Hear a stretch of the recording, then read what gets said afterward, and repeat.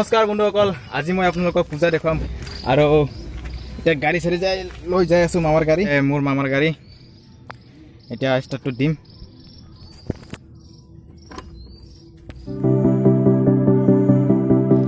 মানে বিজনী পূজা আপোনালোকক দেখাবলৈ লৈছোঁ, তো আপোনালোকে ভিডিঅ'টো শেষ কৰি চাব।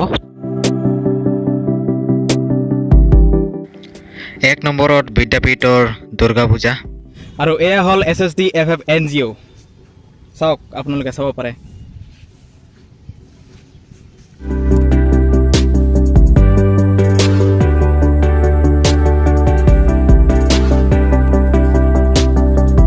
নেক্সটত ইয়া হ'ল আমাৰ মিলন সংঘৰ দুৰ্গা পূজা।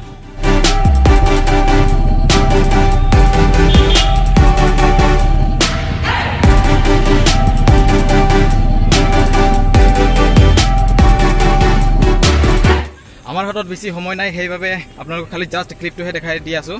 আপোনালোকক যদি ভিডিঅ'টো ভাল পালে তেনেহ'লে লাইক কৰি দিব। বৰ্তমান আমি গৈ আছোঁ কাৱতীকা দুৰ্গা পূজা চাবলৈ, আৰু এয়া হৈছে কাৱতীকা দুৰ্গা পূজা। তো আহক ভিতৰলৈ সোমাই চাওঁ কেনেকুৱা।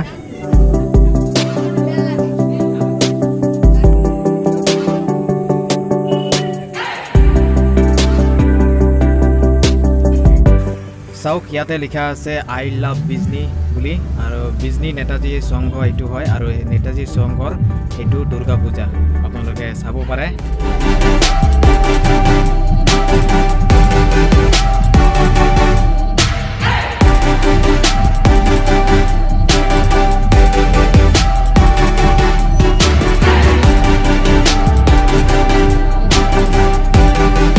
ইয়াতে কিমান ধুনীয়া কৰি আদিম যুগৰ মানুহ বনাই থৈ দিছে, আপোনালোকে চাব পাৰে।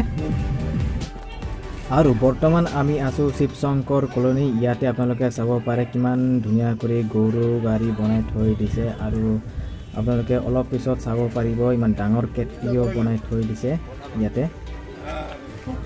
চবতকৈ বেছি মানে মোৰ এইটোৱে ভাল লাগিছে, তাৰমানে বহুত ধুনীয়া কৰি সজাই থৈ দিছে তো ইয়াৰ কাৰণে।